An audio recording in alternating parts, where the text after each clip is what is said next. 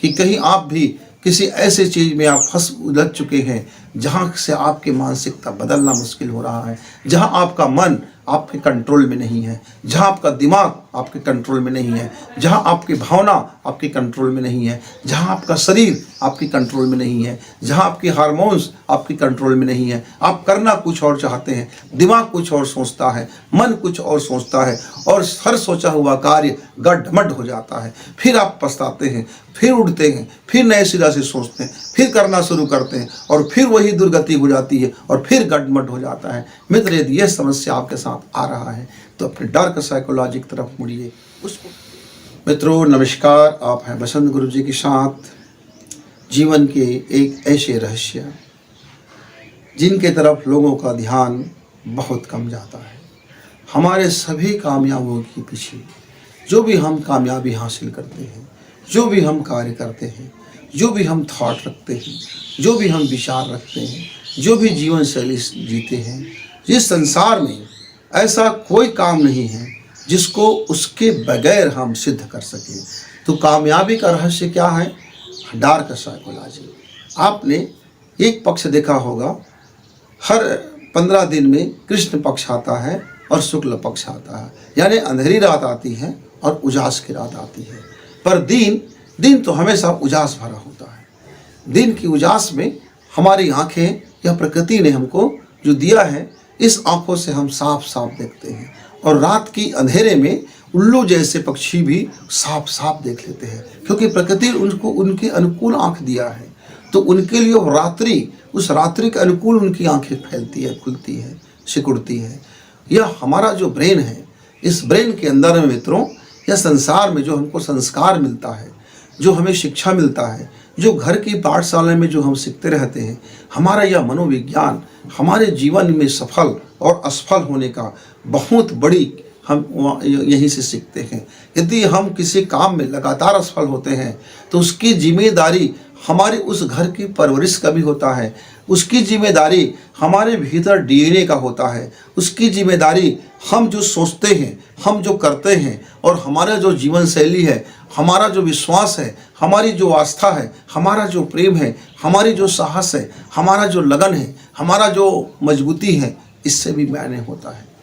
कई मित्र हमारे छोटी छोटी बातों में घबरा जाते हैं, कई मित्र हमारे छोटी छोटी मुश्किलों में घबरा जाते हैं, कई मित्र हमारी छोटी छोटी बातों को दिल से लगा लेते हैं, कई मित्र हमारे छोटी छोटी बातों में आकर के निराश हो जाते हैं, डिप्रेशन में चले जाते हैं।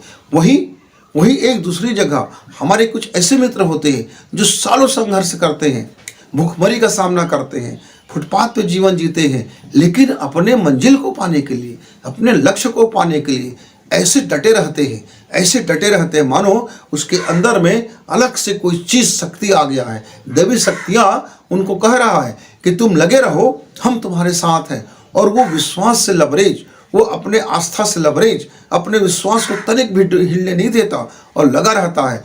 और एक दिन ऐसा वो मंजिल को प्राप्त करता है, ऐसा वो प्रसिद्धि को प्राप्त करता है, ऐसा वो समृद्धि को प्राप्त करता है, ऐसी खुशी को प्राप्त करता है, ऐसी आनंद को प्राप्त करता है कि उसकी जिंदगी कहती है, हाँ यही तो मैंने सोचा था, हाँ यही तो मुझे पाना था, हाँ अब मुझे मिल गया है। मुझे कोई मलाल नहीं कि मैं जिंदगी में मुफलिसी से काटा, गरीबी से काटा, दुख उठाए, तकलीफ उठाए, पीड़ा उठाया, कोई बात नहीं, लेकिन ये मंजिल मुझे प्राप्त हो गया। वाह, मजा आ गया, जिंदगी मजा आ गया। वह सारे तकलीफों को, वो सारे घाव को वो अपने फूल बना के चलता है, प्रेरणा स्रोत बनाता है कि देखो मैंने ये इतना मुकाम हासिल कर लिया, मैं यहाँ था, जमीन पे था, जर्रा पे था, आज मैं आसमान के फलक में आ गया। क्यों? इसके पीछे मैंने वो श्रम किया, आस्था किया, विश्वास किया, उम्मीदें रखी। ये मित्र आता कहाँ से है? ये भीतर के संसार से आता है, ये हमारे परवरिश से आता है, ये हमारे संस्कार से आता है, ये हमारे सोच से आता है, ये हमारी धारणा से आती है, ये हमारी अवधारणा से आता है। और इसका स्थान क्या है? हमारे भीतर में दो तरह की साइकोलॉजी काम करता है। एक यह संसार की साइकोलॉजी, ये संसार के मनोविज्ञान कि माँ ने कहा मैंने समझ लिया, पिता ने समझाया मैं मान लिया, गुरुजी ने कहा मैं मान लिया, भाई ने कहा मान लिया, उसने कहा मान लिया, उसने कहा मान लिया, उसने कहा मान लिया, मान लिया, मान लिया। और एक साइकोलॉजी आता है कि मैंने करके देखा और जान लिया, मैंने करके देखा और जान लिया, मैंने करके देखा और जान लिया। ये जो दूसरा साइकोलॉजी है कि हाँ मैंने इसको जान लिया, फिर जानने के बाद मान लिया, फिर ठान लिया, फिर चल पड़ा। जान लिया, मान लिया, ठान लिया, ये 3 सूत्र यदि जीवन में आप फॉलो करते हैं मित्र, ये आता है हमारे डार्क साइकोलॉजी से। जान लिया, फिर मान लिया, अब ठान लिया, फिर चल पड़े। और ये डार्क साइकोलॉजी हमारे यूथ इस डार्क साइकोलॉजी के दूसरे खराब पहलू जो आपराधिक पहलू होता है उस पर फिसल पड़ते हैं। और हमारे देखते देखते जो बेहतर युवा थे, जो शानदार युवा थे, जो शानदार युद्ध थे, अब वह उसकी दिशा बदल चुकी होती है। इसीलिए लोग सोचते हैं यह व्यक्ति का जो काला पक्ष है, यह व्यक्ति के जो भीतरी संसार में पल रहा है, जो तल घर में पल रहा है, जो अवचेतन मन में पल रहा है, वही प्रकट होता है और वो शक्तिशाली होता है, वो बेहद शक्तिशाली होता है। मित्रों, इसीलिए जब आप कोई चीज़ें एकांत में सोचते हो, जब ख्वाबों में सोचते हो, जब ख्यालों में सोचते हो, जब अपने आप के भीतर में जाके सोचते हो, वही सोचा हुआ कार्य आपके अवचेतन मन में अवधारणा बनकर प्रकट हो जाता है। उसी के भीतर में यदि मेरे मन ने हिंसा सोचा है तो मैं कल हिंसक बनूंगा। उसी मन ने यदि मेरा गंदगी सोचा है तो मेरा जीवन में कल गंदगी प्रकट होगा। उसी मन ने यदि मैं सेक्स को सोचा हूँ तो कल मेरे सेक्स प्रकट होगा। उसी मन ने यदि मैं किसी के प्रति चाहत सोचा है तो मेरा चाहत प्रकट होगा। उसी मन ने यदि मैं कहीं डर गया हूँ तो मेरा डर प्रकट होगा। उसी मन ने कहीं यदि मैं कोई षड्यंत्र कर रहा हूँ तो मैं कल षड्यंत्रकारी बनूंगा। उसी मन के अंदर मेरी कुटिलता यदि आ गया है तो मैं एक कुटिल बन जाऊंगा। इसीलिए डार्क साइकोलॉजी को समझना आसान नहीं होता, क्योंकि वह आपके भीतरी तलघर में चलते रहता है, वहाँ के प्रिंटिंग प्रेस में छपते रहता है, वहाँ की घुग्घू की आंखें आपको देखती रहती है।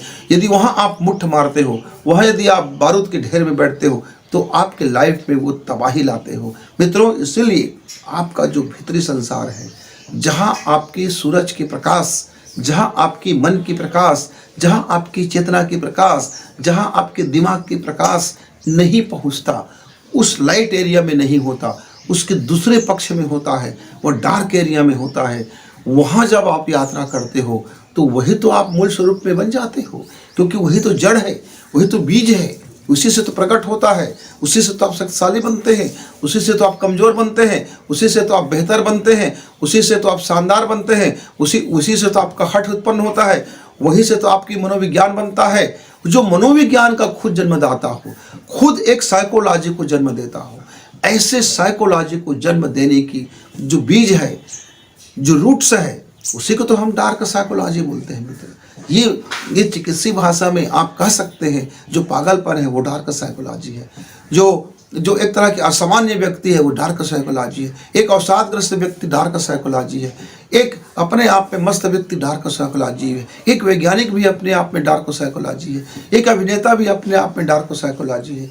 चयन आपको करना है, चयन आपके हाथ में है कि आप अपने भीतर के उस तल घर में, उस प्रिंटिंग प्रेस में आप क्या छापते हो, कौन सी शब्दों का चयन करते हो, कौन से भविष्यों का चयन करते हो और किस तरह के लाइफ को आप पसंद करते हो, आपका हाथ में है, आप चयन करें।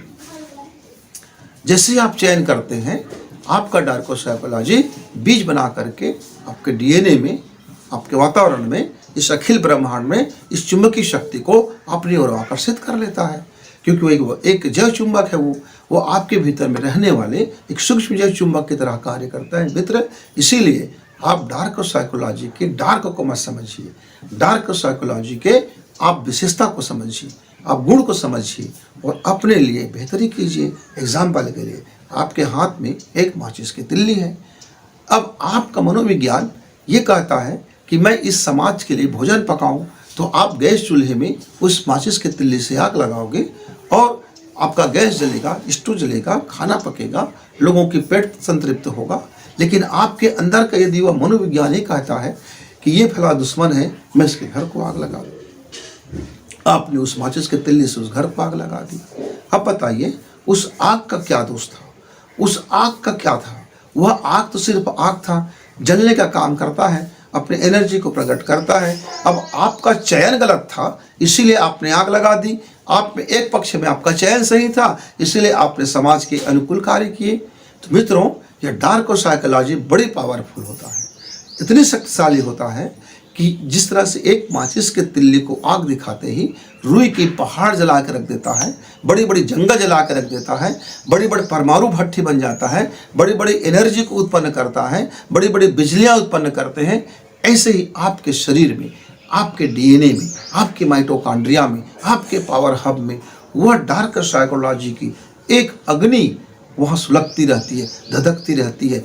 चयन आपको करना है कि उस साइकोलॉजी का आप क्या उपयोग करेंगे। और ज़िंदगी में यदि सफल होना है मित्र, सभी कामयाबियों के पीछे और सभी नाकामयाबियों के पीछे, आपके हिंसक होने के पीछे, आपके अहिंसक होने के पीछे, आपके धार्मिक होने के पीछे, आपके अधार्मिक होने के पीछे, आपके आस्तिक होने के पीछे, आपके नास्तिक होने के पीछे, यानी कि आपका मूल स्वरूप जो है उसके पीछे आपका और हमारा ये डार्क साइकोलॉजी होता है। और यदि हम जीवन में कुछ बनते हैं या बिगड़ते हैं तो उसके मूल में भी ये डार्क साइकोलॉजी में हमारा चयन होता है। हमें सावधानी पूर्वक अपने डार्क साइकोलॉजी में क्या चयन करना है उस बीज को तरफ ध्यान दीजिए।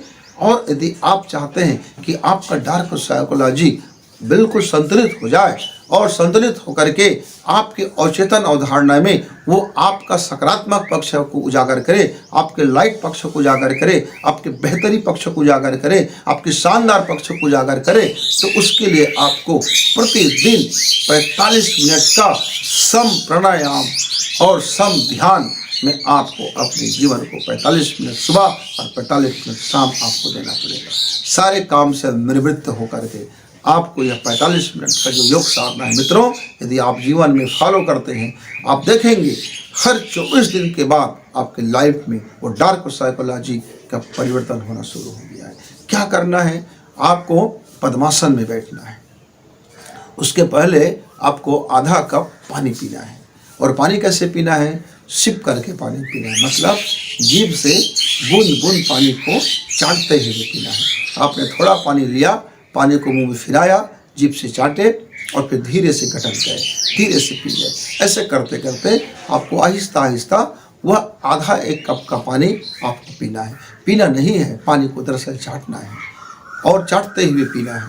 पीने के बाद आप क्या करेंगे, आप अपने उंगलियों को ज़रा मसाज करेंगे, प्रेशर देंगे, थोड़ी एक्यूप्रेशर कर लीजिए, थोड़ी सी एक दूसरे को आप फंसा लीजिए और आप फंसा करके अब थोड़ा सा आप अपने को फ्रेश कीजिए। फिर आप थोड़ा सा ये पूरे कान को दबाइए, एक तरह का एक एक्यूप्रेशर है, आप इसको फ्री कीजिए ताकि आपका एनर्जी फ्लो एकदम सही हो सके। आप थोड़ा थोड़ा आप 10 मिनट तक का इस तरह से आप प्रेशर करते रहिए, पूरी प्रेस करते रहिए 10 मिनट तक। अब 10 मिनट हो जाने के बाद आप क्या करेंगे मित्र, दोनों नाइस का बंद करेंगे और ये तब तक बंद रखेंगे जब तक अंदर से पूरी तरह से ऑक्सीजन लेने की, सांस लेने की डिमांड न हो जाए। जैसे आप पूरी तरह से सांस से अकबक हो जाओगे तब जाकर के इसको खोल देना और फिर पूरी गहराई से सांस लेना ऐसे, और तब तक सांस खींचते रहना जब तक कि आपकी औकात हो, फिर आप उसको बंद कर दीजिए। अब सांस से भरा हुआ पेट, पूरी सांस आपका भरा हुआ है, अब वो अंदर में विस्फोट करेगा, वो अंदर में बाहर निकलना चाहेगा, वो बाहर निकलना चाहेगा। आप उसको बाहर निकलने का मार्ग अभी नहीं देंगे, तब तक नहीं देंगे जब तक आपके अंदर में क्षमता है। अब लगता है कि नहीं यार अब तो छोड़ना ही पड़ेगा, तब आप छोड़िए और पूरी सांस बाहर छोड़ दीजिए, पूरी सांस खाली कीजिए, पेट में कुछ भी ना बचे और फिर बंद कर दीजिए। तब तक बंद रखें जब तक कि आपकी रोम रोम सांस को न मांगे और फिर छोड़ दीजिए। 45 मिनट तक ये करने के बाद अब चुपचाप बैठ जाइए। न सांस लेना है न सांस छोड़ना है। सांस की जो समगति होगा वह कब सांस जा रहा है कब सांस आ रहा है आपको भी पता ना चले, आपको भी हवा ना लगे, और चुप बैठे रहिए 15 से 20 मिनट तक चुप बैठे रहिए। अब उसके बाद आप दोनों हथेली को रगड़िए, चेहरा में लगाइए और प्रणाम करके अपने आसन छोड़ दीजिए। मित्रों, यह 1 घंटा का योग साधना आपके डार्क साइकोलॉजी को सकारात्मक पक्ष की ओर मोड़ने में गजब की भूमिका निभाता है। एक ऐसी भूमिका निभाता है जिसके लिए अच्छी अच्छी दवा भी इतनी बेहतरी काम नहीं कर सकता, क्योंकि वो आपके भीतर के उस डार्क एरिया तक वह प्रवेश करता है और जा कर के उसको वह सम करता है। कहता है कि ठंडा और गर्म दोनों सम हो जा, ठंडा और गर्म दोनों सम हो जा। यह सांसों का विज्ञान है मित्र।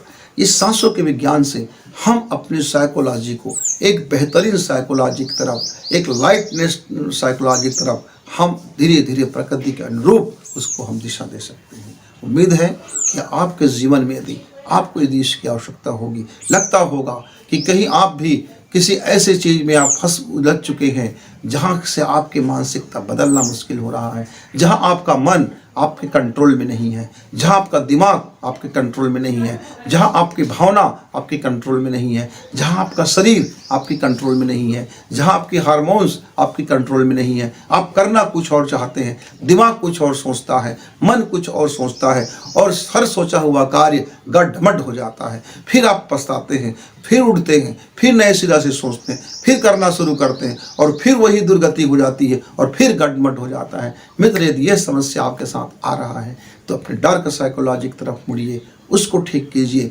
बीज के ठीक होते ही, रूट के ठीक होते ही आपका वृक्ष का ठीक होना स्वाभाविक है। मित्रों, हम जीवन के किसी फिर ऐसे ही अग्नि मित्रों के मंत्रों के साथ मिलेंगे। तब तक गुरु जी को इजाजत।